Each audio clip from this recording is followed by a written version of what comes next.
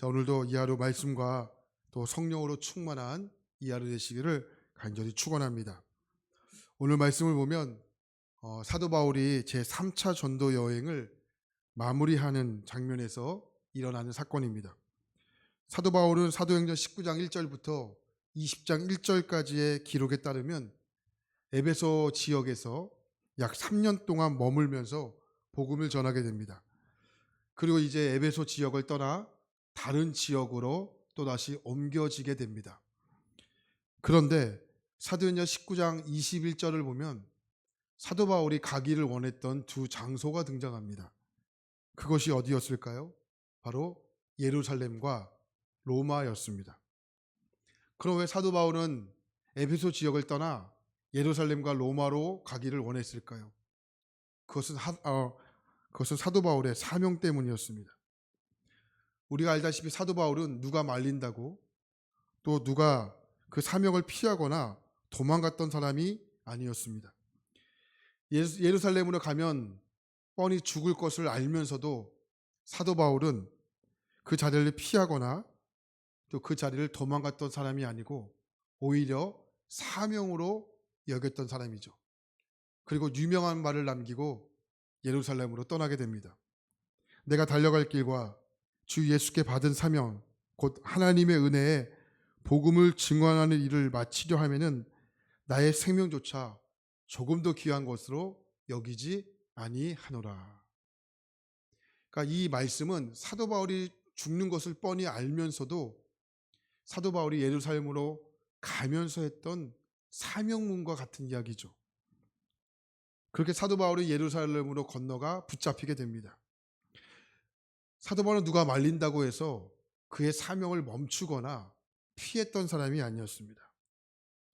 이런 사도 바울이었는데 오늘 말씀을 보면 조금은 특이한 그 장면이 등장합니다. 오늘 말씀을 보면 사도 바울이 있던 에베소 지역에 큰 소란이 일어납니다. 약 3년간 사도 바울이 에베소 지역에서 사역을 하다 보니까 그 지역에 큰 부흥이 일어났던 것 같습니다. 그런데 사도 바울로 인해 손해를 봤던 사람들이 등장하고 그 사람들로 인해 그 지역에 폭동이 일어나게 되죠. 그 이유는 사도 바울이 전한 복음으로 인해 은장색 데메디디오라는 사람이 신전을 팔아 돈을 많이 벌었는데 그 일을 하지 못하게 됩니다. 이 일로 인해 군중들이 분노하게 되죠. 그리고 극장에 모였던 사람들이 폭동을 일으켜서 사도 바울과 함께 동행했던 그 사람들, 다시 말하면 가리오와 아리스도다를 붙잡아 가게 됩니다. 그러면서 오늘 말씀이 시작이 되는 거예요. 자, 여러분 에베소 지역은 사도 바울이 2차 전도 여행을 하면서 가장 먼저 들렸던 곳이었습니다. 잠시 회당에서 유대인들에게 복음을 전하고 이제 에베소 지역에 도착을 한 다음에 사도 바울이 급한 일이 생겨 다시 예루살렘으로 돌아가면서 다시 돌아오겠다라는 약속을 남기고 떠나게 됩니다. 이때 누구를 남겨두고 예루살렘으로 돌아가게 되냐면 우리가 잘 알고 있었던 아굴라와 브르스길라라는 부부를 남겨두고 2차 전도 여행을 마무리하게 됩니다. 그 부부의 수고로 인하여 복음의 씨앗이 계속적으로 에베소 지역에 이어지게 됩니다. 그리고 사도 바울이 떠난 후에 아볼로라는 설교자가 등장을 해서 말씀을 전하기를 시작하는데 여기서 조금 이상한 일이 벌어지게 됩니다. 3차 전도 여행을 시작하면서 다시 에베소 지역으로 사도 바울이 오게 되는데 성도들이 행동이 좀 이상한 거예요. 사도 바울이 물어요. 너희가 믿을 때 성령을 받았느냐? 이렇게 물어요. 근데 이때 성도들의 반응이 성령을 듣지 못했다. 이렇게 사도 바울에게 이야기를 합니다.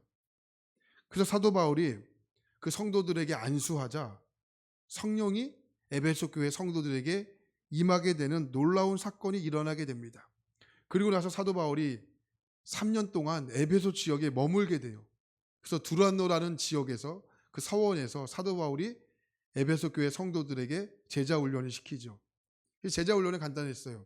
매일 말씀, 매일 성령, 매일 기도. 이때 사도 바울이 놀라운 것을 깨닫게 돼요. 2차 전도 여행까지는 사도 바울의 원리, 사도 바울의 주장, 이것이 강했는데 3차 전도 여행을 시작하면서는 사도 바울이 뭘 깨닫냐? 나의 원리와 나의 주장과 상관없이 성령이 부어진다. 이것이 사도 바울이 깨닫게 된 겁니다. 그러면서 사도 바울이 에베소 지역에서 사역을 시작하면서 놀라운 부흥의 운동이 시작되게 됩니다. 그런데 부흥이 일어나면 좋은 것 아니겠습니까? 근데 그 지역에 군중들이 밀란을 일으키는 거예요. 그 밀란은 간단합니다. 사도 바울의 복음 때문에 더 이상 우상을 팔지 못하게 되었다라는 거예요. 자, 그 사람들이 선동을 일으키고 그 사람들이 폭동을 일으킵니다. 근데 사도 바울이 눈 하나 깜짝하지 않습니다.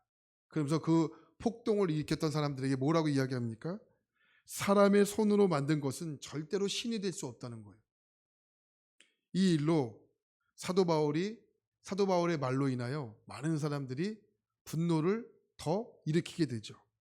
쉽게 말해 영업 손실이 일어나게 된 거예요. 그렇게 사람들이 분노하게 되자 종교적으로 호소하기 시작합니다. 바울이라는 사람이 아데미 신전을 무시했고 아데미 신전의 위험을 느꼈다. 네. 그리고 오늘 말씀을 보니까 참 재미있는 표현이 등장해요. 32절을 볼까요? 32절을 함께 보겠습니다. 시작. 사람들이 외쳐 어떤 이는 이런 말을 어찌하여 모였는지 알지 못하더라. 자, 어떤 사람들은 저런 말을, 어떤 사람들은 이런 말을 했다. 그런데 태반이나 여기에 모인 이유를 알 수 없었다. 이렇게 말하죠. 이게 궁중심리인데 이게 궁중심리가 이렇게 무서운 거예요. 모였던 사람들이 왜 이곳에 모였는지를 전혀 몰라요. 알고 모인 것이 아니라 모르고 모인 거예요. 이래서 궁중심리가 굉장히 무섭습니다. 여러분 이유도 모릅니다. 사람들이 모이니까 그냥 모인 거예요. 그리고 분위기에 따라 휩쓸려 갑니다. 우리도 그럴 때가 있지 않습니까? 저도 그럴 것을 경험했는데 이게 진리인지 거짓인지 중요하지 않아요. 사람들이 어디에 많이 모여 있고 어떤 말이 더 많이 들려졌는지가 중요하죠. 그러니까 내가 좋아하는 사람들이 어디에 서 있는지가 더 중요한 거예요. 이게 진리인지 이게 거짓인지 이게 별로 중요하지가 않아요. 그러니까 지금의 시대는 더 그렇지 않습니까? 그러니까 오늘 말씀해 보니까 어떤 사람들은 저런 말을 하고 어떤 사람들은 이런 말을 하는데 태반이나 여기에 모인 이유를 알 수 없었다라고 이야기를 하는 거죠. 지금 여기에 모였던 사람들이 왜 모였습니까? 진리가 중요한지 거짓이 중요한지가 모르고 사람들이 많이 모여 있으니까 모인 거예요. 그래서 궁중심리가 굉장히 무섭다라는 거예요. 자, 이 일로 인해서 어떤 일이 발생하게 되냐면 사도 바울과 함께 복음을 전했던 마게도니아 사람 가이오와 아리스도다를 붙잡아 가는 거예요. 자, 오늘 말씀 30절, 오늘 말씀은 아니지만 그 위에 있는 30절과 31절 말씀을 보면 이렇게 말합니다. 한번 같이 볼까요? 30절과 31절입니다. 시작. 바울이 백성 가운데로 들어가고자 하나 제자들이 말리고 또 아시아 갈리 중에 바울의 친구된 어떤 이들이 그에게 통치하여 영국장에 들어가지 말라 권하더라. 사도 바울의 친구였던 두 사람이 붙잡혀가요. 궁중 심리로 인해서. 그런데 사도 바울의 제자들이 사도 바울에 찾아와 뭐라고 이야기하냐면 가지 말라고 하는 거예요. 친구들이 붙잡혀 갔지만 너는 가지 말라고 하는 거예요. 그 31절에 보니까 아마 그 지역의 공무원이었던 것 같아요. 바울의 친구된 관리 몇 사람이 사도 바울에게 찾아와 사도 바울에게 영국장으로 들어가지 말라고 이렇게 말립니다. 자, 제가 초반에 말씀드렸지만 사도 바울은 어떤 성격을 갖고 있었습니까? 의리의 남자예요. 가지 말라고 말린다고 가지 않는 사람이 아니에요. 피하라고 이야기해도 피했던 사람이 아니었습니다. 근데 오늘 말씀해 보니까 사도 바울의 평소의 성격과는 다르게 사도 바울이 그 자리를 어떻게 해요? 가지를 않습니다. 사도 바울의 원래 성격 같으면 가야 돼요. 누가 말린다고 가지를 않던가 누가 말린다고 도망을 갔던 사람이 아니었어요. 사도 바울은 사명이었다 생각하면 물불을 가리지 않습니다.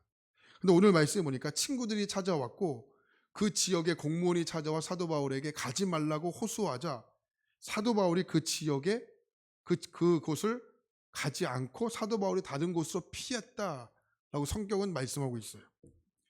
여러분 중동 지역에 이런 속담이 있대요. 개가 짖어도 기차는 간다. 여러분 많이 들어보셨죠? 개가 짖어도 기차는 간다. 그러니까 개가 아무리 짖어도 기차는 예정된 길로 간다라는 거예요. 멈추지 않는다는 거예요. 남이 아무리 비난하고 방해해도 그 말에 신경 쓰지 않고 자신의 길을 묵묵히 간다라는 뜻이 아니겠습니까? 사도 바울이 누구입니까? 사명에 붙들린 사람이었어요. 물론 원칙, 원리를 중요하게 여겼던 사람이었는데 사도 바울이 성령을 충만히 받고 성령이 하시는 일을 경험한 다음에 자신의 원리와 주장이 별로 중요하지가 않았습니다. 사도 바울은 사명 앞에서는 다 무시해버립니다. 쓸데없는 곳에 시간을 낭비하지 않습니다. 그래서 여러분 정확히 말씀드리면 사도 바울이 그 자리를 들어가지 않은 것이 아니라 다른 곳으로 사명을 위해 전진했다는 말이 옳은 겁니다. 우리의 인생 가운데서도 이런 일들이 많이 일어나지 않습니까? 쓸데없는 곳에 자꾸 신경 쓰고 기웃거리면 하나님께서 맡겨주신 사명에 집중하지를 못합니다. 우리가 여기서 알 수 있는 것이 무엇입니까? 아무것도 아닌 일에 매달려 인생을 허비할 수가 있다라는 거예요. 우리가 궁중심리에 휩쓸려 이것이 거짓인지 진리인지를 구별하지 못할 수도 있다라는 거예요. 여러분 사람이요 집착이 강하죠. 이 문제를 해결해야지 다른 일을 할 수 있죠. 오로지 이 문제죠.